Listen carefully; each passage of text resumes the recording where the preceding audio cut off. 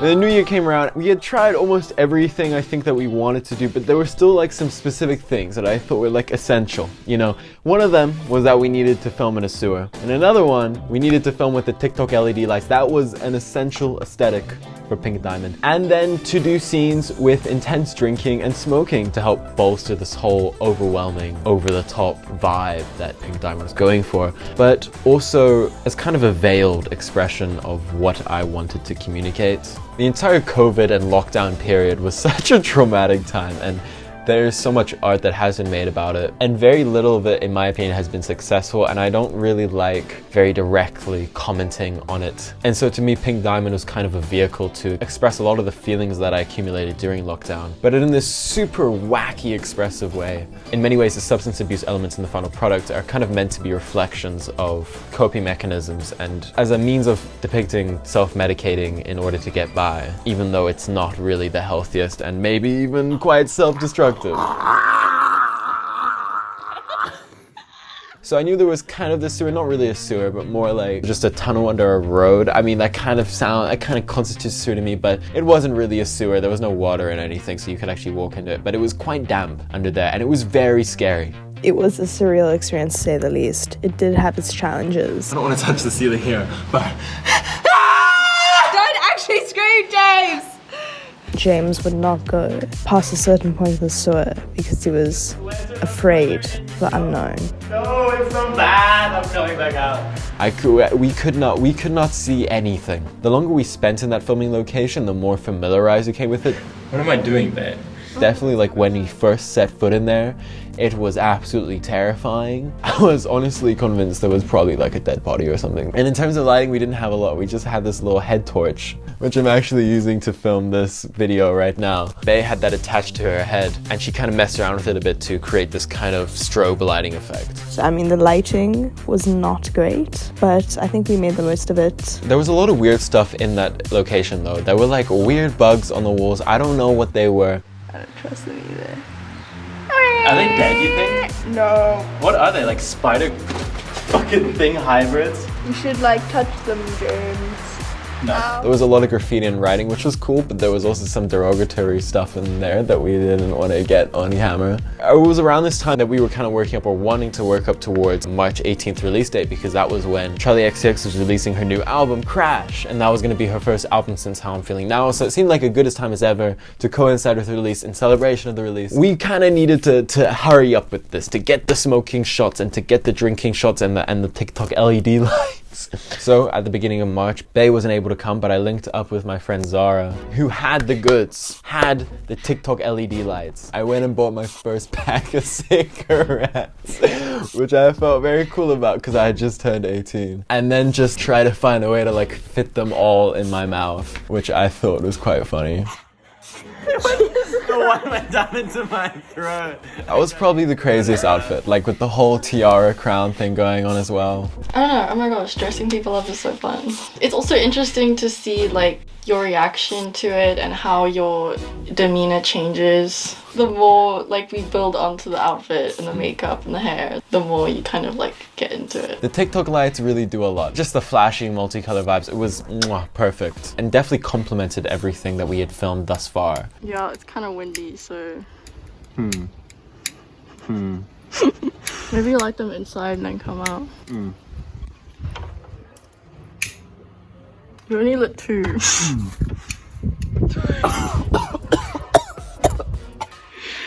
I'm not the best smoker, what can I say? That's probably for the better though. Wow.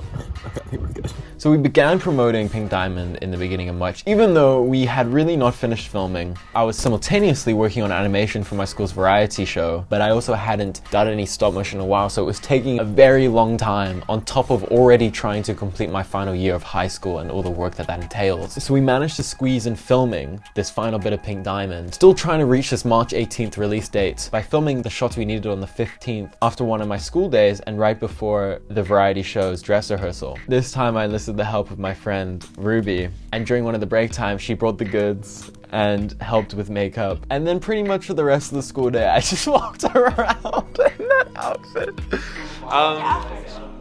I'm wearing an outfit, it's true. The end of the school day came and we had to fit this filming in really quickly because I was also one of the hosts for this variety show. I hadn't really rehearsed anything with my co-host, who also linked up after school to help with this filming session. I think that was probably the most collaborative in regards to outside help. And it was so cool. It's really nice to be able to share in something creative like that with people and not have to keep it to yourself. What the hell? Oh my god.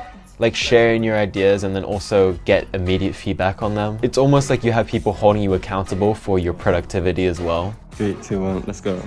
James somehow managed to gather a copious amount of wine and beer bottles. I mean, unfortunately, we had some technical problems. We didn't have much time, but we did it in that time frame.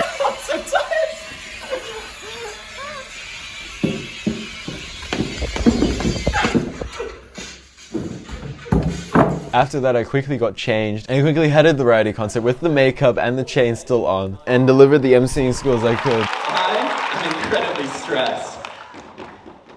Up next! You know, all of this just at this time was very stressful and I couldn't really handle it, and I barely finished the Bo Burnham animation I was working on for the variety show at the same time as well anyway. So in spite of the really tight efforts we made to finish Pink Diamond in time for Crash, CHARLI XCX'S new album's release, it didn't really work out. But that was okay because a break was taken and then I met up again with Bae in June, and suddenly there was this new festival happening at my school that they were announcing, okay? And this actually worked out better. It was the perfect opportunity to just sneakily put Pink Diamond in there because there was a section of the festival where they were screening short films. And so there was a new incentive to finish Pink Diamond in time, also because Pride Month, so why not? So me and Bae linked up and went over the footage of everything we shot. I feel like I'm filming a filthy prank video.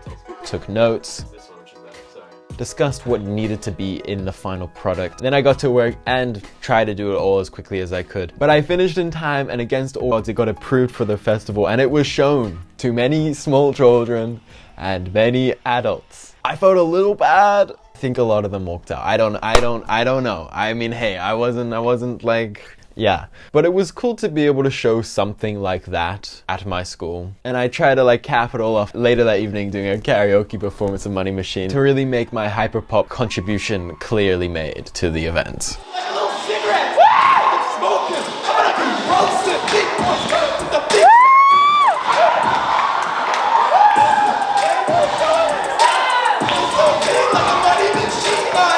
But again, like just overdoing it with myself, I didn't really do a flawless performance.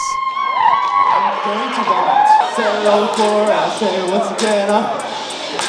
I'm sorry, I'm actually gonna vomit. I have to slow it down. But also, if I had just pushed through and vomited on stage, that would have been a crazy Pink Diamond reference, so maybe I should have done that. With the big boys coming with the big stuff, feeling so big like a money machine. I had a great time working on this project. I'm so glad it's done, and I don't think I've ever had this much footage for like a single project. And it works because of how much we wanted to put in it, but it was still super daunting having to edit it and find a way to actually kind of make it coherent. I'm so grateful for the people that helped out with this and lended a hand, and for all the people who enabled us to be able to make it just generally. It wouldn't have been possible without Bae, who has like the most eccentric tastes that really just elevated the quality and aesthetic of Pink Diamond to make it like probably one of the weirdest but also most fun things I've ever worked on.